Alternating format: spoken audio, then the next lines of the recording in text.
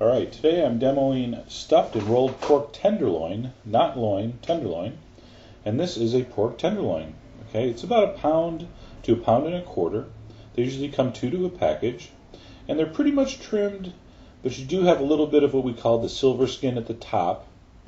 Alright, so I'm going to have you trim all that off, and you've seen this done in other demos, so I'm not going to waste too much time here. So I just want you to go carefully with your boning knife, nice sharp knife, and just take off that white silver skin. Now the tenderloin of the pork has kind of a fatter end, and then it gets we call it the tail, the skinny end. So up at the top, the larger end there's going to be a little flap of meat. I want you to cut that off. Don't throw it away though, because we're going to use that for the stuffing. Alright, so the top is pretty much trimmed. That's good enough for now. If I flip it over, what I was calling the tail end or the skinny end there, I'm going to take off the last couple inches. It's just too thin, and I want a nice square piece of pork to roll up. And you're going to see what we do with those trimmings. So now once I have that trimmed, I'm going to take my knife and go right down the center, about halfway in, and then just slowly with the tip of your knife, open that thing up. If you can envision like a hot dog roll, that's kind of how far in you want to go. Okay? And then just give a couple slashes. Don't go all the way through. All right, the only way to screw this up is to go all the way through. So we're going to pound this, so better to err on the side of not cutting it far enough than going too far. All right, so that looks pretty good. So we're going to reserve those extra pieces. I'm going to put it on a silicone mat or just 2 pieces of plastic wrap, and you can flatten this out. There's a couple methods I use. This is just like a 3-inch wooden dowel I use as a rolling pin for baking. That works nice. I have one of these kind of heavy steel mallet type meat pounders. Alright, that'll work. And again, I don't want you to go too thin here. I'd say about a 1/2 inch thick is pretty good.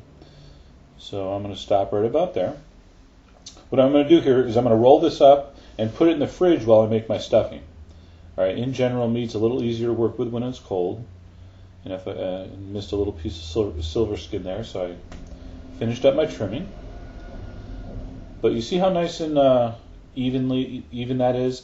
That's why I took that piece I'm chopping up right now off the top. So I'm going to just dice that up with a Chinese cleaver here. And here we go with the stuffing. So that's probably about a 1/2 cup, or maybe a little less, of the chopped reserved pork. I got a big handful of fresh parsley.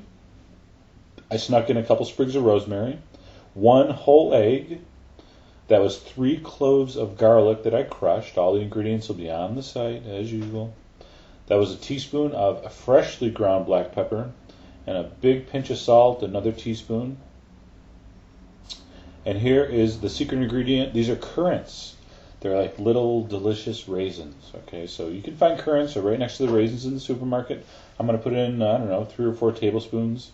It's going to give it a beautiful sweetness and really nice with the pork. Dried fruit pork, of course, very traditional.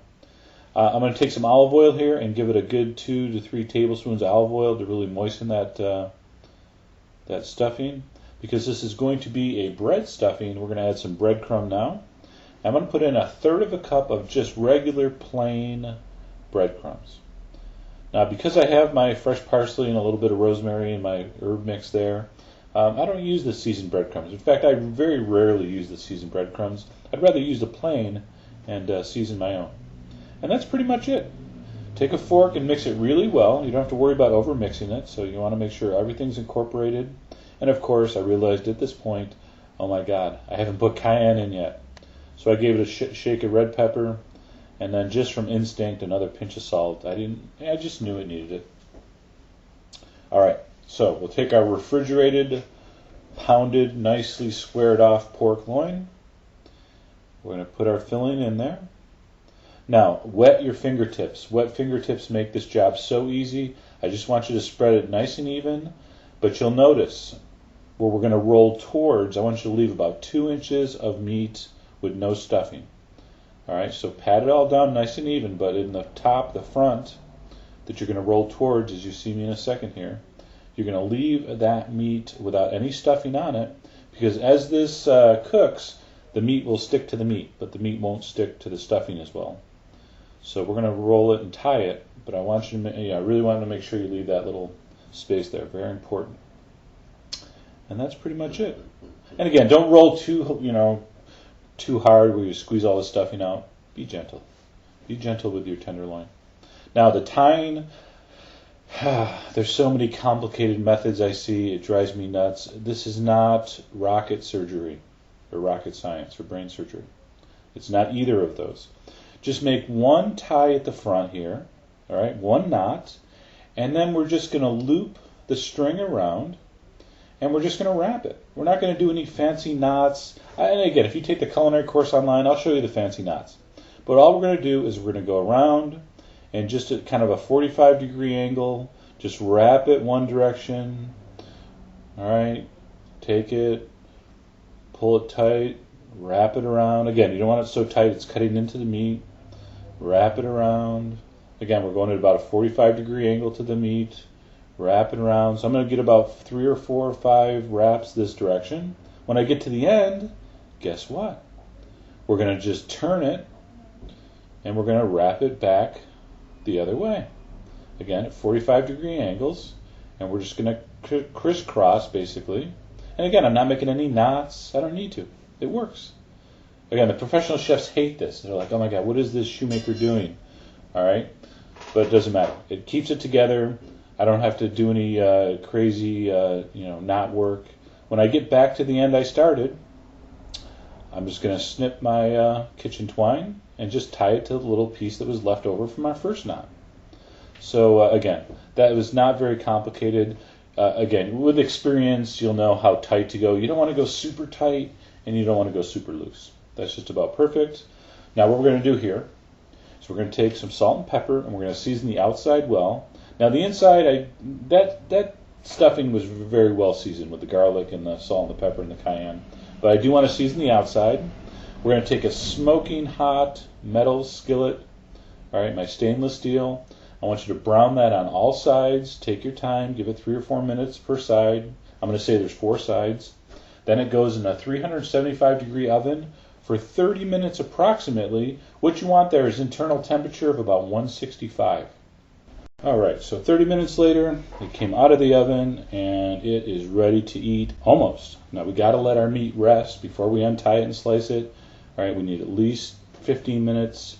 By the way, I'm going to show you a delicious Dijon sauce made in that pan with those drippings. So do not wash that pan.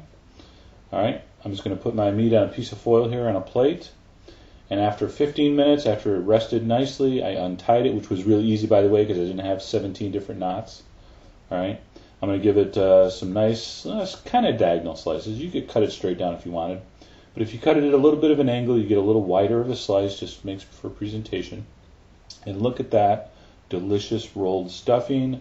Again, I served it with a Dijon sauce with some cauliflower mashed potatoes. Incredible, incredible, okay? Now, again, stay tuned tomorrow. I'm going to show you the sauce. And I actually was kind of mad when I finished this. I realized I had a little bit of a red pepper I was going to dice up and put in. That's what it would have looked like. Thank you, Photoshop. So anyway, very versatile. You can put a lot of different things in the stuffing. I hope you give that a try. Enjoy, and stay tuned for the sauce demo tomorrow.